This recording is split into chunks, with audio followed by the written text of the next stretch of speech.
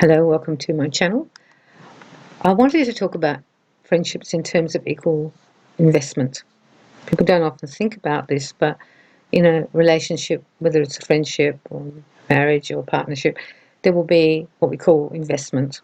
So one person invests in one person, the other person invests in the other. The equal investment is really important. If you have one person investing a great deal, say out of 10 they invest 8, the other person is investing into the relation 2, you'll find there'll be like an imbalance. And I wanted to talk about that because sometimes that's why you end up losing friends. It can work both ways. It can be that you're the one who's not investing enough.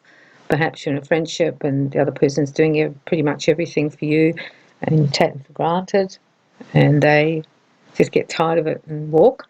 Or it can be that you can lose friends the other way, where you've invested a lot in people and you get tired of it. It's very important to keep the investment kind of equal. That makes a really good, strong foundation because you're both taking your parts. The investment comes in different ways. It can be investment in love, that they will be loving and give you love, you actually give it. It can be a trust investment, that you both trust each other and it's equal investment. Time and then effort. These are the main ones, I think, where the investment is. And you can usually see where it's not working. Perhaps your friend doesn't give you equal amount of time. You just sort of got a little bit here and snuck a bit there, but they don't actually make time for you. After a while, that's going to erode the relationship. And because the investment's not equal, maybe they don't make as much effort for your birthday or for any occasion or just in general to meet you or go somewhere. That won't make the effort, and therefore the investment of their relationship gets unbalanced. It's important for you to start looking at some of your relationships if you're having trouble with them, especially friendships. People get a bit blasé, I think. You're their friend, and then after a while you're just a friend and you don't give as much attention or make as much fuss or they should give you as much time, and the friendship changes. It can actually change. And there can be lifestyle changes that will affect it. Perhaps if they meet somebody, they won't invest in you as much because now they've got a new relationship. So you can sort of be dumped, I think, or abandoned for quite a while. They can also do it if they have a young family, having their children, because their time is so precious to do a million things for little kids. And it also can be work. So these types of situations can make an uneven investment. However, in a good friendship, you'll just sort of work around it. If they're not doing as much, you'll just back off a little bit and you'll give them the space, because that's what love does. Gives the person what they need, not what we need, particularly in these situations. If you've lost friends because after a while you just got tired of it, not to feel bad about yourself, you can always look back and think, well, I did everything I could. I made all the efforts, and sometimes you'll find it's 80% you did it and they only did 20. And those relationships after a while become tiring and draining, both time-wise, emotion-wise, even financially. Perhaps you're always buying more for them or for their presence, even though you're on different wages. I had situations in which I was on much smaller wage than the person who was friends with me, and I always end up buying them a better present. Don't feel bad about it. That's what I'm probably trying to say in this podcast. But start looking at the investment.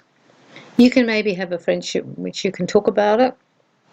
I don't feel that we're doing it very equally. I'd like to make it more even. And if you don't want to have that talk, because that can go good, but it can also go very badly. People don't like to be pulled up on their stuff.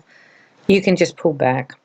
And that's another thing that you can do. Stay in the relationship, but pull back. Don't spend as much. Don't do as much. Don't ring as often. Don't text as much, but continue to maintain it if you really want to be with that person. I think people lose a lot of friends this way because after a while, people just get tired of it, really, and they just think they walk away. They get tired of making all the effort, buying all the stuff, being the listener, all the things that you do, which are good in a friendship. But if you're the only one doing it, after a while that gets kind of a little bit boring. And also you'll get a little bit of resentment, I think, if you're honest. You start to resent it. And that's when you know you're getting into trouble. You'll notice it because you'll react emotionally, like maybe you've put out a lot of texts to them or rung them, they can't be bothered to ring you back for 2 weeks.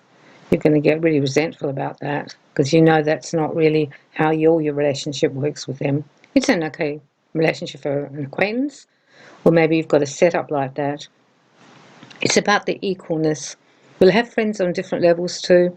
Some people, the investment will be really high for both of you. Others will be in the middle, and then other friendships, which almost go into acquaintances. It'll just be you touch base every now and then. But it's equal. It's not you making all the effort or them making all the effort. Once I started looking at how much people were investing and how much I was investing, it gave me a lot of clarity. And also, I had some choices that I could make. Mostly, I just pulled back and then decided. And if it was just too annoying, I think, or you just think, well, it's just too much going out, I think you will probably actually let the relationship go. Not all friendships last forever. They say, what is it, a reason, a season, and a lifetime. However, I feel that this is one of the areas that very quickly will wreck a relationship. Because when you first meet, you're usually very attentive and you get to know the person and you make time for them. But then once they become in the friend group, if you're the type of person who doesn't do much for their friends, you're just their friends, they don't much effort when you actually, once you're in that group, then you'll find it'll start to affect you a lot. It's also good to see how much you're investing in certain relationships, because that's actually letting you know how much you really want to be friends with them as well. And I think that's good for you to do. Have a look at the ones around, how much you invest, how much time you're giving it. You might be finding they're the only one who's making contact and you're just responding, or you might find that you're not responding as often as they are. It's very easy to track it once you know what you're tracking. Once you know what you're looking at, it's very easy. It's like a ledger, really, isn't it? What they do, what I do. And even though love doesn't count, ledgers like that, you'll find that in real life, when it starts to be different and it gets too imbalanced, one's very high, one's very low, you're going to really start struggling in that relationship. I hope you can find your way through it. I think will help you to understand why you have lost some friends and also why people have also walked away. Some people also don't want as big an investment as a friendship. They just want you to be one of the activities that go along with all the other activities, and you just get slotted your place. But if you're a person who feels that a friendship is really important and sacred and that you should value it, you'll be wanting and willing to put more time and effort and love into it. However, if you're with somebody who's just part of something we do, that on Wednesday we play cards or something, and that's what the friendship is, or we play golf once a week, that's all it is, then you're going to have a very different investment in what it is.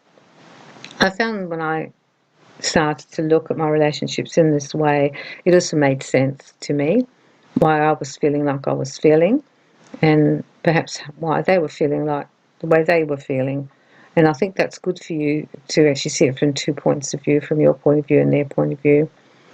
Obviously, equal investment is good, whether it's equally high, equally moderate, or equally low. It sort of just has to be equal, and then it seems to balance quite well.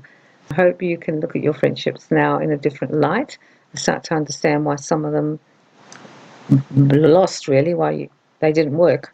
And it's fundamental. It's this investment. If the investment's not equal, it doesn't seem to be able to last. It won't weather the storms. And we can have times when I'm doing more and then they're doing less, or they're doing more and I'm doing less because of circumstance. But that's not the way it is all the time. It's just episodic. It'll happen for a while and then it'll be normal again, our normal relationship, and then it'll happen for a while. That's different. I'm talking about the overall investment.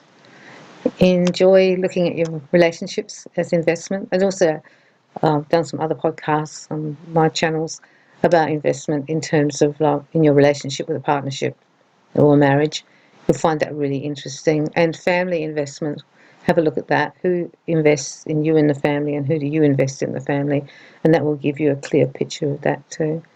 I'm hoping that you have a happy week, and I'll talk to you soon. I'm sending you lots of love.